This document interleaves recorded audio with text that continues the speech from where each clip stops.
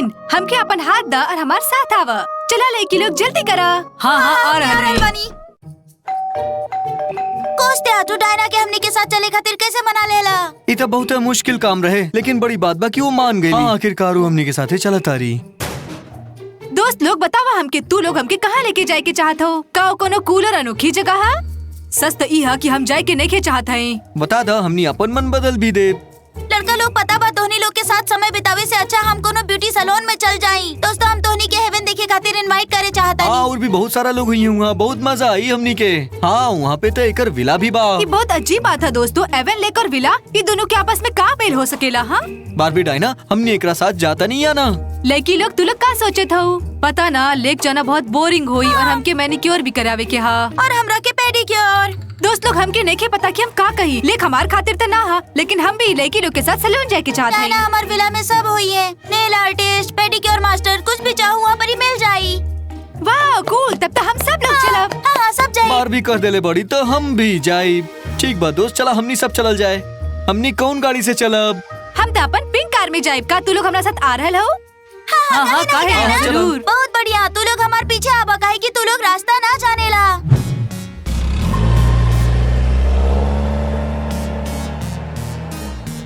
हाँ हमने कर दी कहीं नहीं। यस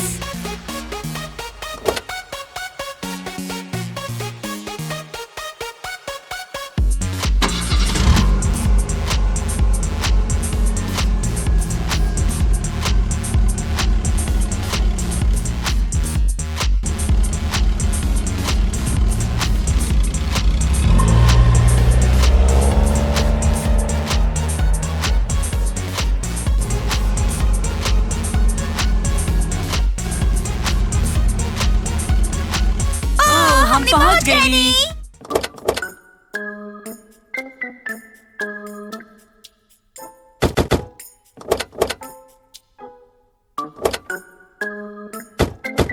वाह, ये कितना सुंदर और ग्रामीण इलाका है, हाँ ना? सबसे अलग। बहुत सुहाना मौसम बा यहाँ। वैसे तू गाड़ी बहुत धीरे चलावेलू, अपने 15 मिनट के जगह 1 घंटा में यहाँ पहुँचले बानी। सुरक्षा सबसे पहले। लेकिन हमके बहुत मजा आयल और हम गाना भी गईनी और डांस भी कहीं तो हमने नहीं। आ चुकल बानी और हमने की यहाँ आराम से रहे के चाहिए। हाँ सब आराम करा। रुका, वो हेवन ले कहा हा जकरा बारे में तू हमने के बतैले रहे। हाँ वहाँ बा, चला देखल जाए। अब जल्दी चलो, हम तैरल और धूप स्नान करे के चाहता नहीं। चलो चलल जाओ।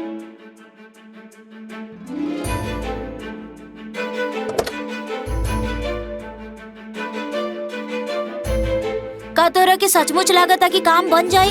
हाँ हाँ जरूर, हमनी के काम बन जाई। हाँ तो जल्दी जंगल के रास्ते से चला, न तो दिन खत्म हो जाई।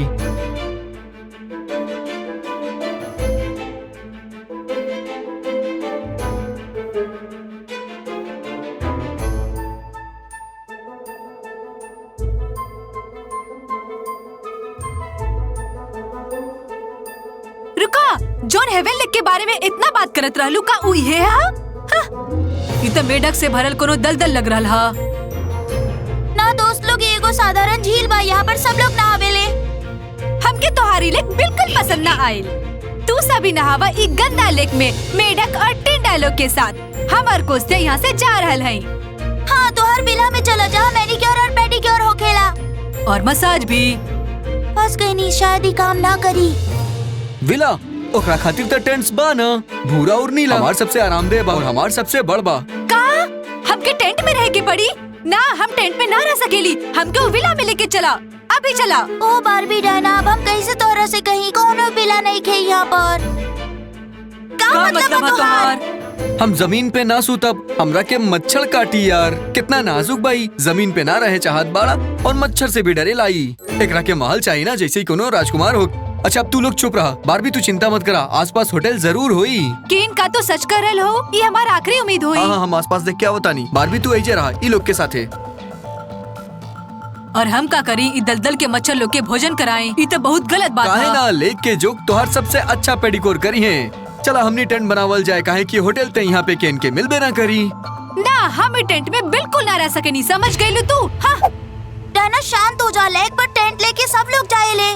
वो तू कर, हमनी बानी बारबी। ठीक है, अगर यहाँ पे कोनो होटल ना हा तो हम टेंट में ना रह सके, नहीं हम जाते हैं। कोस्तिया कहाँ हा? डायना हम तोहार साथ हई। ठीक है लड़की लोग, हम लोग यहाँ से चला थे और मिल के कैन के ढूंढब और तू लोग यहाँ पे रहा टिंडा लोगन के साथ और अपनी महान टेंट में। हाँ, हम तो यहाँ से जा रहल बानी। आवा चला यहाँ से।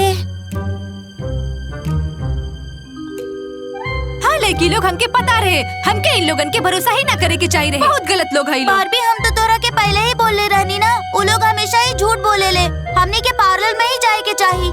ठीक है, लेकिन आज के बाद हम उनकर दोस्त न रहब। सब कुछ खत्म हो गयी। चला केन के ढूंढत हई। हाँ हाँ चला।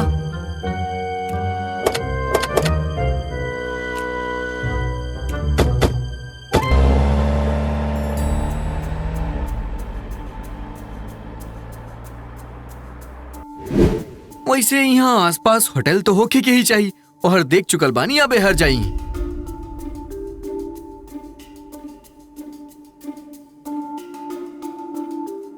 यार आज तो हर हाल में हमके होटल ढूंढे के ही पड़ी, न तो बार भी डायना परेशान हो जाई। एक दो अरे ऐसा मत कर। रुक जा काहे यहाँ आसपास कोनो होटल देखे। बारबी कहाँ पड़ी हमार? तहार बारबी भाग गईली तारा ढूंढे खातिर। हाँ, अपन दोस्त लोग के साथ का गई। बका तारा जाए काहे देला? वो जंगल में कहूँ खो जाई ना, हमनी ओकरा के कैसे रोकती? ना तो ओकरा लेक पसंद रहे ना टेंट में रहल पसंद रहे। ओकर जिम्मेदार तू होकबा बारबी। और तू लेक में जा। कार कहबा वो चल गई। ये तो बहुत गड़बड़ भइल। ओकर कार की बैटरी भी कम रही। अब जंगल में कहूँ भी रुक सकेली और वो जंगल में खो सकेली या फिर जंगल में ओकरा पे कोनो जानवर हमला कर सकेले। बारबी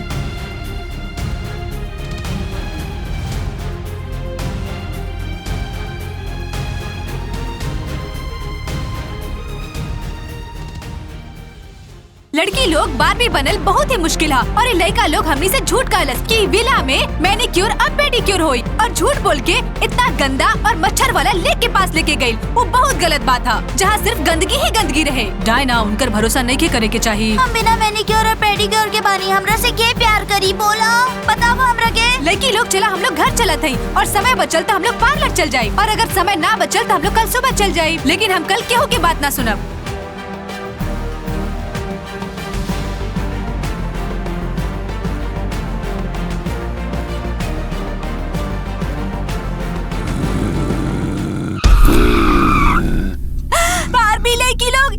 सामने में बारबी घुमावा बैक करा। हम कोशिश तो कर रहे लेकिन ये ना हो रहा।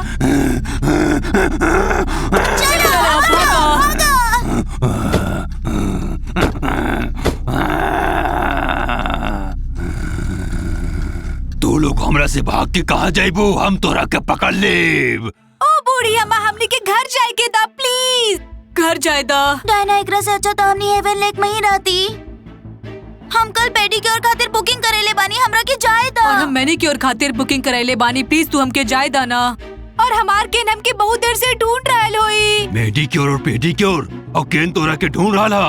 वो तोरा के कबो ना ढूंढ पाई और तू हमारी घर खातिर मदद करबू।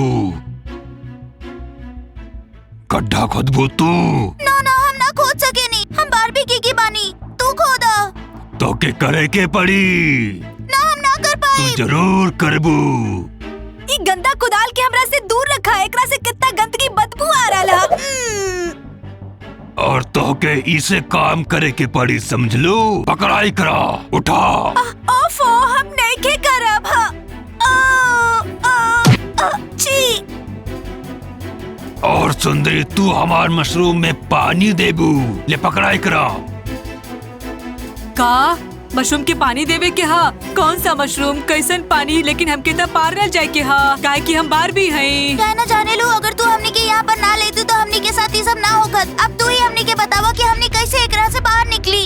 अब कोनो उपाय नहीं खे है लड़की लोग। अब हमनी के केन के इंतजार करे के पड़ी। वो हमनी के बचावे के जरूर आई। ओहो, अब केन भी आ रहा है। हम ओकरा बड़ा कैंची देब और ओकरा से झाड़ी साफ करवाई। हाँ? चलो शुरू कर जा। चला शुरू करत है। मशरूम कहाँ हा? किकी तू का कर रहा हो? एकरा हमार तरफ लावा नहीं लावा। हमरा से ना हुई। हमरा के ना पता कैसे करी। डायना के ढूंढे खातिर तू लोग के शुक्रिया दोस्त लोग। ठीक बा, लेकिन तू लोग सारा छुट्टी बर्बाद कर देला। जल्दी करा, जितना जल्दी हमने वो लोग के ढूंढ ले उतना जल्दी लेक पर वापस जा पाई हमनी। चला तू ही बतावा कि हमने उनके कहाँ ढूंढल जाए। हमके ना पता बा, लेकिन हम परी से पूछे चाहत बानी, उहे बता पाई कि वो कहाँ बाड़ी।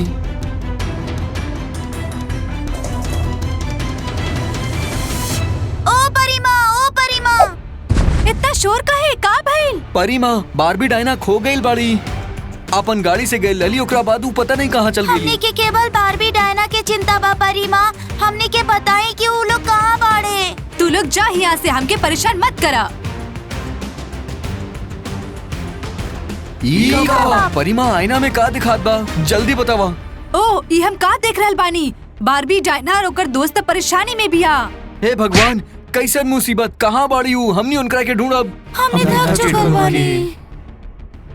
जा जाके 3 मशरूम लेके आवा, डायना मिल जाई। वो डाइन के घर में बिया। साचो में का बूढ़ा डाइन होके ली? का कोस्त्या डायना और लड़की लोग खतरा में बाड़ी। परी माँ अगर कहा तारी तो निश्चित ही खतरा में बाड़ी। ठीक बा, ऐसा हो भी सकेला, लेकिन हमने के मशरूम कहाँ परी मिली? यहाँ बा, देखा ना कितना सारा बा। डिमा बारबी बूढ़ी डाइन के घर में बिया। त काटा मशरूम जल्दी। हाँ हाँ, हम काटब। हो गई, चला उनकरा ढूंढल जाए। ए, सुना तू, ये सब काबा एकरा ठीक से करा। तू ही करा ये सब। अरे ठीक से करा तू। कहाँ मशरूम, कहाँ पर पानी देवे के बा? हम ही डाइन से थक चुकल बानी, बहुत गलत बात है। सुना, हम जंगल जा रहा है लकड़ी लावे खातिर। हमरे आवे से पहले सब कुछ कर दिया बारबी। बस बहुत हो गई लड़की लोग, अब हम कुछ न कर सकेनी। हम बहुत थक चुकल हई और अब वो यहाँ पर डाइन नहीं खे बिया, तो हम लोग यहाँ से भाग सकत हई। चलो भाग जात हई। डायना लेकिन कैसे हर तरफ काटा हा। तो का हो गई जूली? कोनो न कोनो खुफिया रास्ता तो हो ही ना, उससे हम निकल जाए। चला चला था यहाँ से, चला चला जल्दी चला। कितना खुशी हो रहा है, बहुत ज्यादा खुशी हो रहा हमके। लड़का लोग, वो बूढ़ी डायन के आवे से पहले हमने के यहाँ से निकले के पड़ी। हाँ हाँ, हम भी ये सोच रहल बानी। रुका, परी माँ आखिर 3 मशरूम लावे खातिर काहे कहले रहली? रुका, हमके लगा था कि हम कुछ समझ गए नहीं। हा यहाँ पर 3 लड़की है और ये 3 मशरूम है, और ये तीनों मशरूम के टेबल पर रखे के पड़ी। तू जाके मशरूम के वहाँ पे रख दा। हाँ रख दा। हाँ रखा था नहीं। चला भागा जल्दी।